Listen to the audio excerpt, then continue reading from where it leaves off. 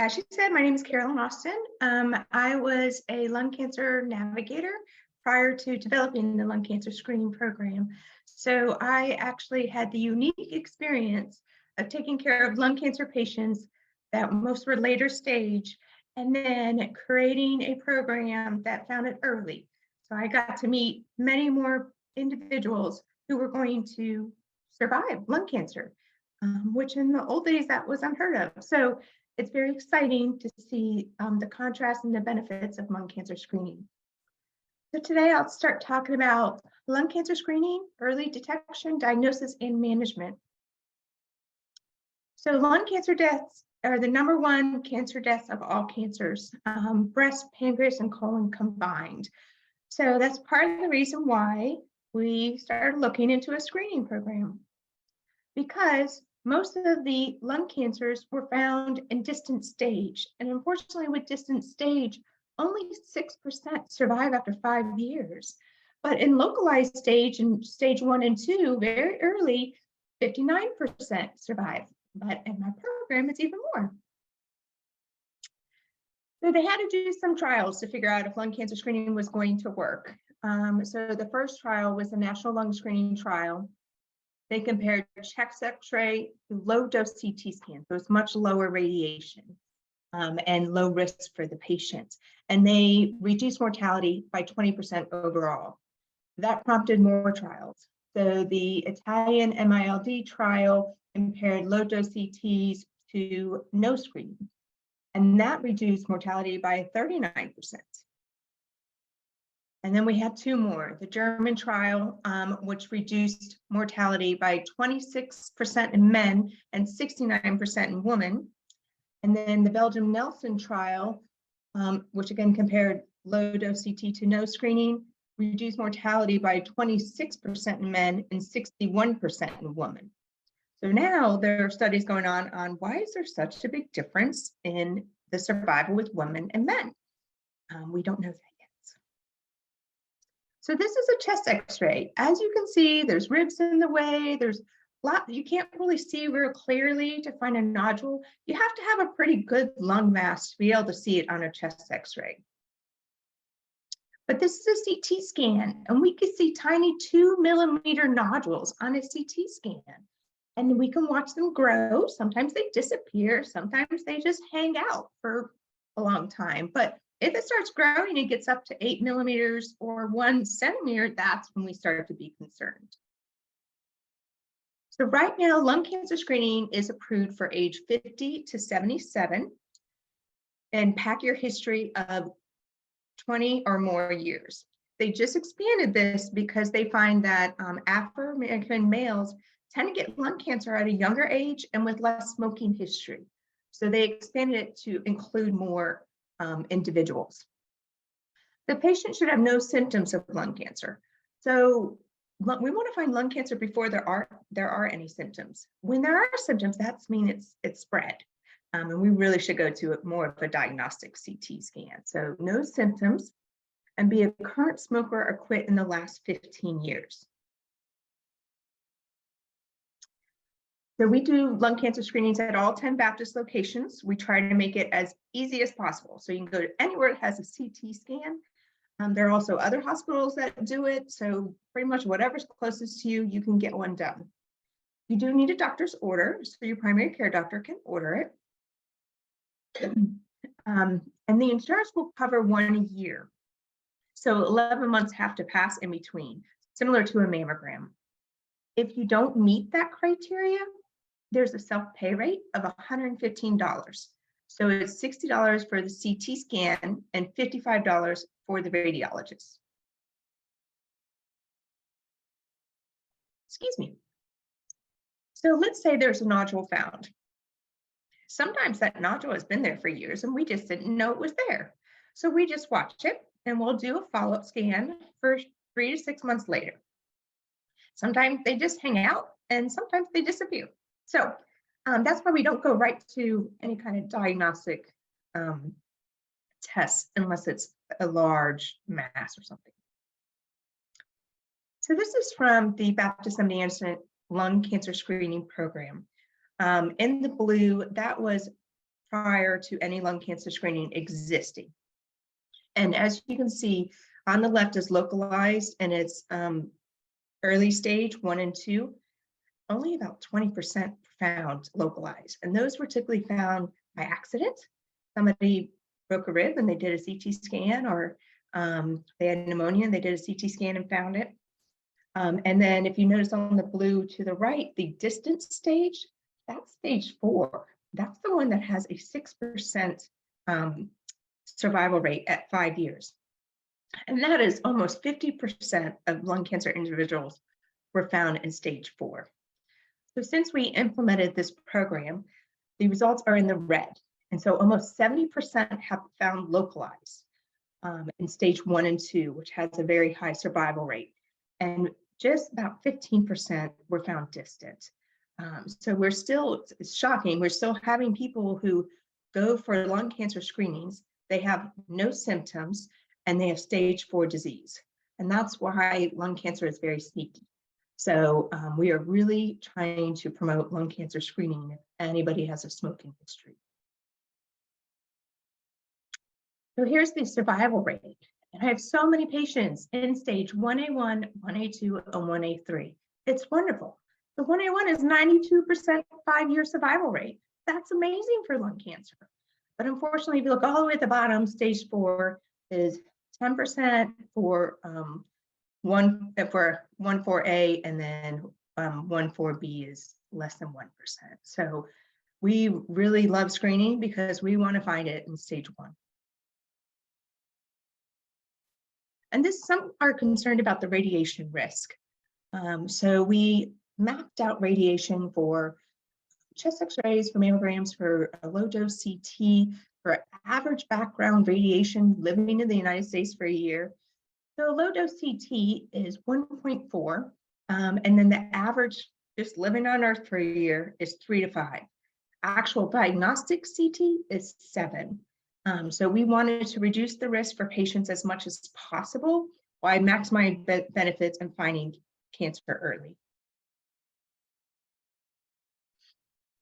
So there are a lot of misconceptions with lung cancer. I have patients who say, I quit smoking, I haven't smoked in years. That may be true, but you can still get lung cancer. So we follow you for 15 years. That's a long time. And I unfortunately have patients who have quit 15 years ago and get cancer. So please get your cancer screening. Just because you quit doesn't mean you're not at risk anymore. A lot of people think that lung cancer is hereditary. Maybe they had a family member who had it, and now they're concerned they're going to have it. It is not hereditary. So that's one thing we need to get out of our minds. And then a lot of patients think that they don't have any symptoms.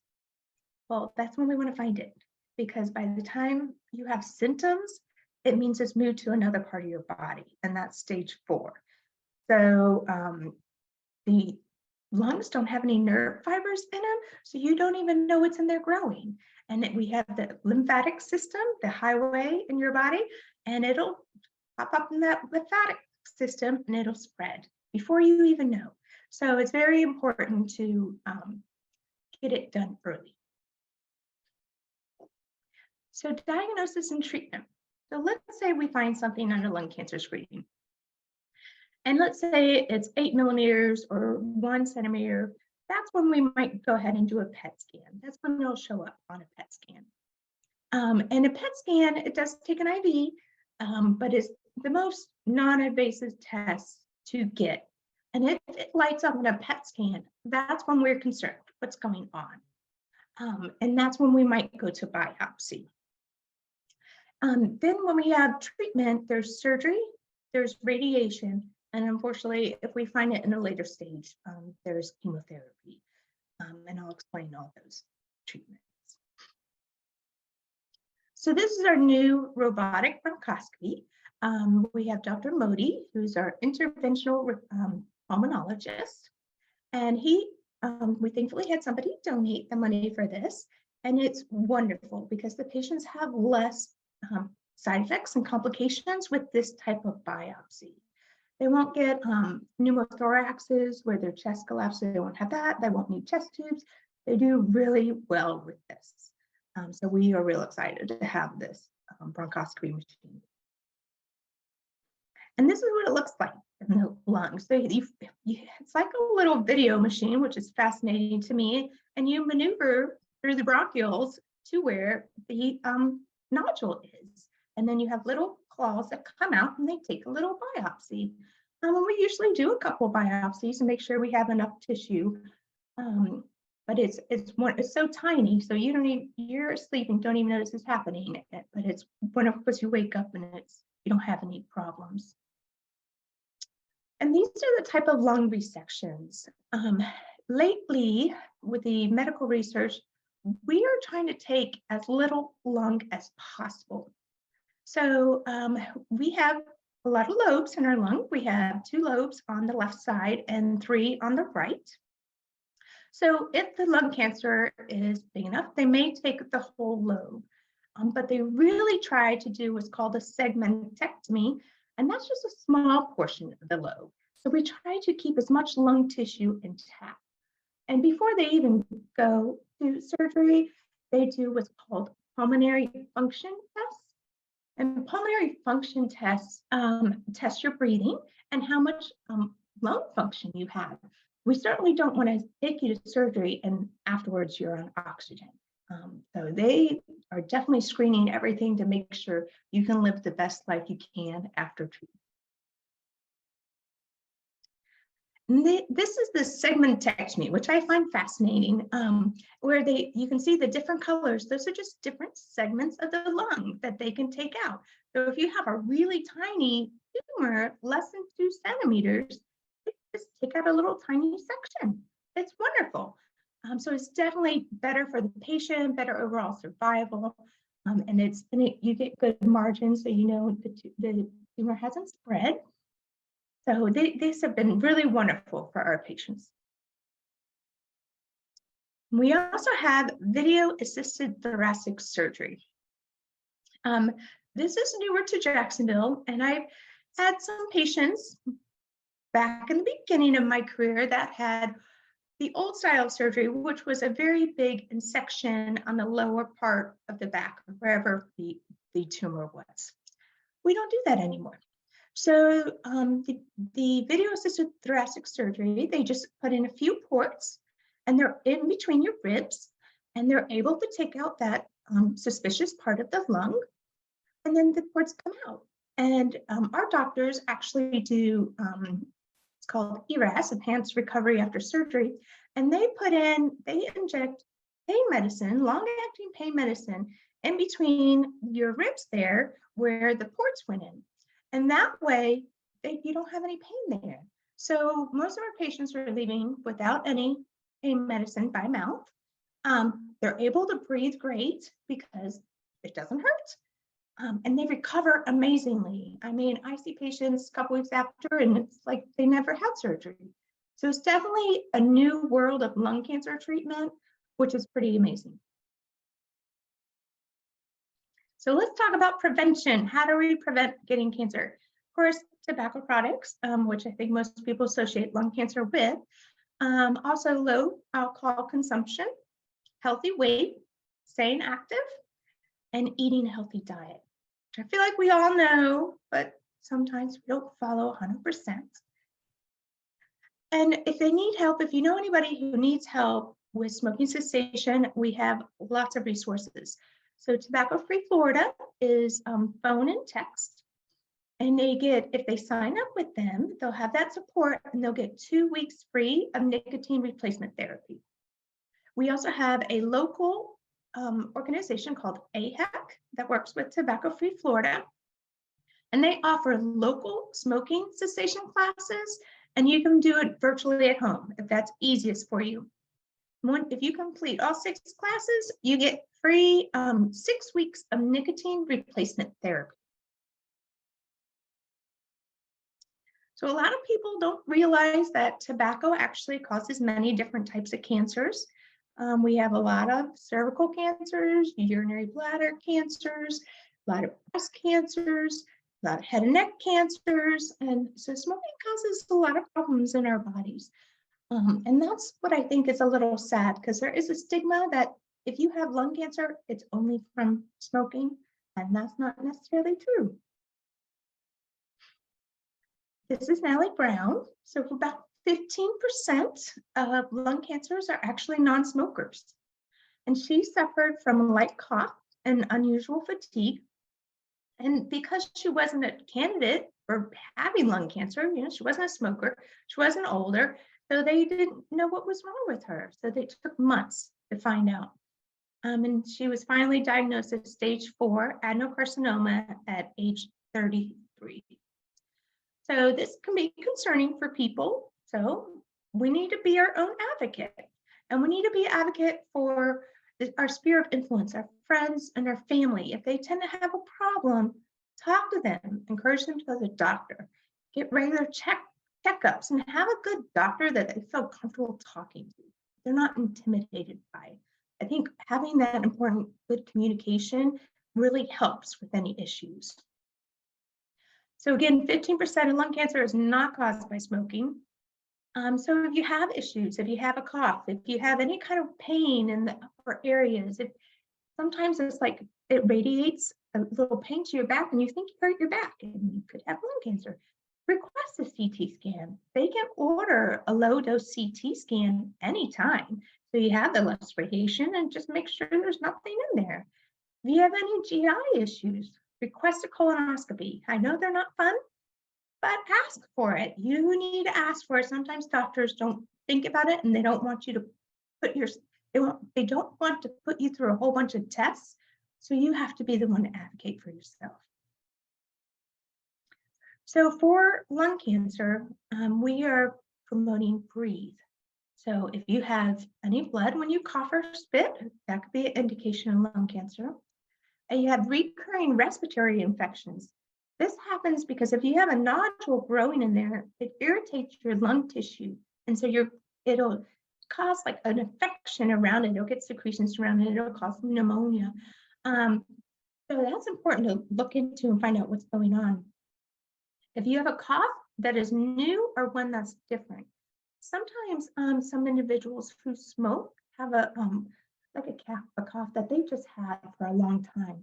But if you get something that's different or something that's new, that's something you need to look into. Any kind of ache or pain in the shoulder, back, or chest is worth looking into. Like I said, it'll radiate the pain. And if you have any trouble breathing, hoarseness. So hoarseness is a sign of either head and neck cancer or lung cancer. So if it's new and if there's an infection, you have a cold and it goes away, great. But if it's something that doesn't go away and you've had for a while, that's something to investigate. And any exhaustion, weakness, or loss of appetite that's new. Again, cancer is, it eats up all your energy, so you get tired. And so that's when we need to investigate and see, is there something else going on that we're not aware of? And that's all. Do you have any questions?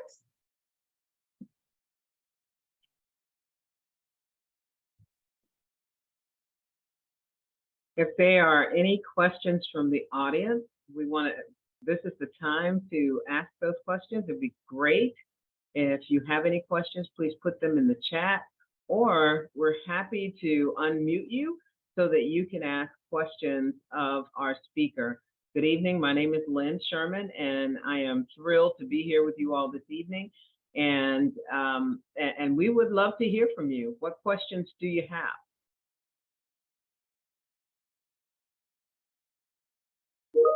You'll raise your hand. We'll be happy to unmute you.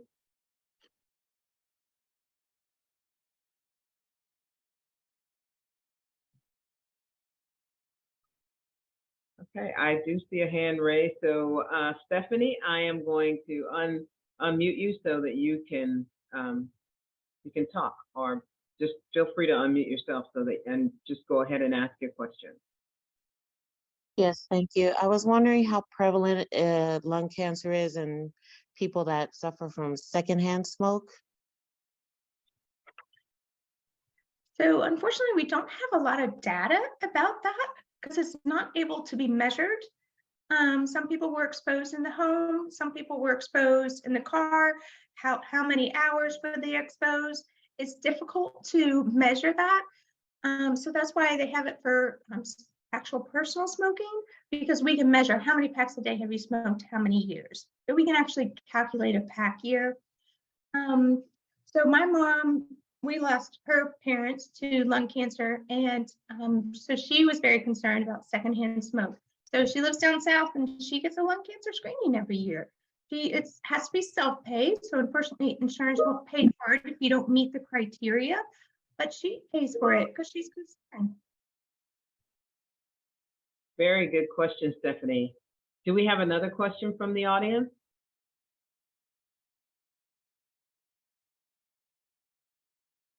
Carolyn, you mentioned bronchoscopy as a form or way of really diagnosing what cancer, what type of lung cancer is in the lungs. Can you tell me at what point can a bronchoscopy be utilized as a diagnostic tool? So when individuals have a CT scan, they can tell where the nodule is, and then they know what part of the lung that they can reach with a bronchoscopy. So if it's unable to be reached with a bronchoscopy, then they can do a CT guided biopsy, and that's where they put a needle from outside into your lung and biopsy it, but via CT. So there are still options for me to reach it, for us to reach it, if we can't get to it by bronchoscopy. Thank you for that. Are there additional questions from the audience? That secondhand smoke question was just brilliant, because oftentimes we hear people being very concerned about whether or not they're going to get lung cancer because they live with someone who's smoking 1 pack or 2 packs of cigarettes a day. Stephanie, I'm really glad that you asked that question. Is there a particular age range that you mostly find a diagnosis of cancer? I know you spoke of the young lady who was diagnosed early, and is that prevalent, or is that an unusual situation? Usually the individuals who are non-smokers, they tend to be younger. And when they're younger, they tend to have targeted mutations.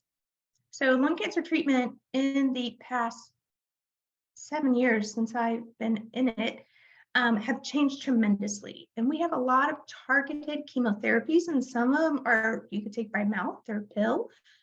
So when we find lung cancer, we test them for 1 million different mutations to see if anybody has one of those targets. And therefore, we can prescribe that particular targeted medication. And those medications are so new, we don't even know how long these patients are going to live. Some of them were on the trial and it's 10 years later and they're still living and doing great. So it's exciting because we don't know how long patients are going to live. Unfortunately, some of the smokers usually are not the ones who have the targeted mutations. Thank you. Can you talk a little bit about the Keytruda? Someone texted me earlier this week and asked if part of this presentation was going to be talking about that, because there is a person in their life who was diagnosed with stage 4 lung cancer, but was treated with this medication, and I'm not quite sure what kind of medicine, and you can probably share that with us as well, with the knowledge that you have about this, and now they are cancer-free. How frequently does something like that happen? Can you talk to us a little bit about that? So Keytruda is an immunotherapy, and it actually activates your immune system to be stronger and then go after these cancer cells. It has been amazing in the lung cancer world, and now since it was so successful with lung cancer, they've started doing trials for other cancers. So now it's being recommended for other cancers. And what it does is it boosts up your immune system to attack these cancer cells, and they attack them, and then patients have no evidence of disease.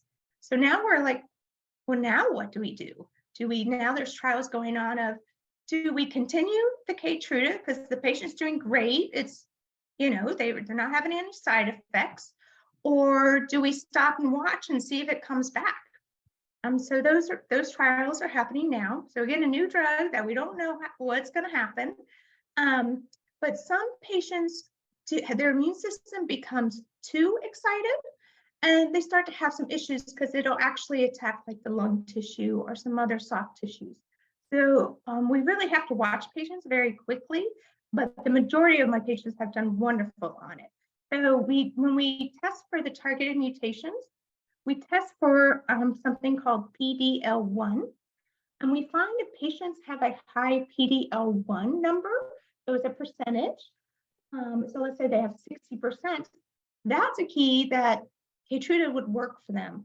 If they only have 10%, then it may not be as beneficial for them. So the PD-L1 is the target for attacking the cancer cell. So, but it's a miracle drug, and it has very low side effects. Most patients have very low side effects, and they can continue on their life and enjoy their life. It's wonderful. Thank you. That is just amazing to me. It is amazing to me. And I hope that it works for other cancers is my prayer. And I certainly hope that many other people can wake up one day and find out that they are cancer-free after being diagnosed with something like stage 4 lung cancer. So thank you, Carolyn. Are there any additional questions from our audience? Please raise your hand and we will unmute you so that you can ask your question of Carolyn Austin, who is the lung cancer expert in my book and can answer any questions that you might have.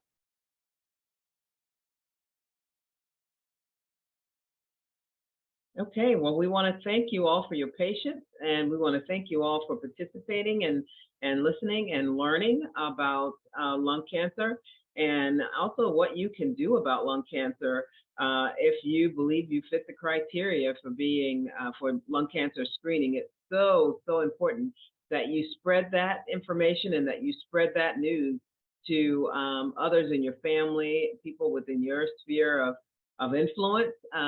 If they fit the criteria to have lung cancer screening, it's so important that they do that. And I'm going to ask Carolyn if she could just remind us of what those things are. What's the criteria for a person that should get a lung screening done, a low dose CT scan? So you have to be age 50 to 77. You have to be a current smoker or quit in the last 15 years. And you have to have a 20-pack year history or more. So when you want to calculate your pack year history, you calculate 1 pack a day. That's how much you smoke by how many years you smoke. So if you smoked 1 pack a day by 20 years, that's a 20-pack year history. If you smoke 2 pack a days for 10 years, that's the 20-pack year history. And if you ask your daughter, my daughter probably could calculate that because I talk about it so much. But if you ask your doctor, they can certainly calculate it out for you. And we're really trying to get the word out. The American Lung Association just put out what percentage says Florida, or every state, but I looked at Florida, of people are getting lung cancer screenings, the ones that are eligible, and only 3.8% are, which just is disheartening because I see the wonderful benefits of it, and very few people either don't know about it or they're not sure if they could get it. And sometimes they're just scared. They don't want to find anything. And I totally understand that fear because I go for my cancer screenings and my first colonoscopy, I was very nervous, but I'd rather find it early where then they can treat it and you can live your life. So that's what we want individuals to do. Get your lung cancer screening just like you get your mammogram every year. That's so important. Thank you, Carolyn. Thank you for that advice, and thank you for letting us know what that criteria is. And I don't see any additional hands raised, so I am going to invite Zavanya back to the screen to share with us our next step. And where do we go from here? Thank you so much again, Carolyn Austin. You're most welcome. All right. Well, yes, thank you so much again, Carolyn. That was such a informative presentation and so thorough. So really appreciate you taking the time to share with us tonight. I do have some very brief closing announcements. We're ending early today. So just wanted to let you all know there will be some electronic takeaway information that I will be emailing tomorrow. There is also a very brief survey that I will be sending out. As a matter of fact, I'm going to try to put it in the chat before we end tonight, since we're ending a little early, that I just ask that you all take just a few minutes to complete. It literally is about 2 minutes to take the survey. We really take into account your feedback. So we ask that you really just take a few minutes to fill that out for us. And then next month, we will be back again on Tuesday, December the 13th, where we will be discussing the topic of caregiver self-care. So we will have a special guest speaker next month as well, Miss Rachel Weinstein. She is a education or a community outreach and caregiver coalition coordinator with one of our very esteemed community partners, Elder Source. So she will be back with us next month discussing caregiver self-care.